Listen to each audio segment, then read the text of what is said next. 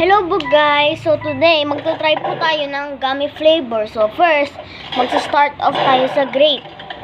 And only 3 will be the winners.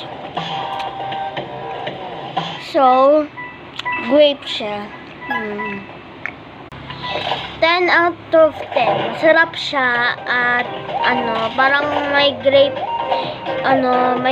powder tsaka jelly powder. Next is apple. 9.7 out of 10. Strawberry. 4 out of 10. Di talaga ako hilig sa strawberries. Lastly, pineapple.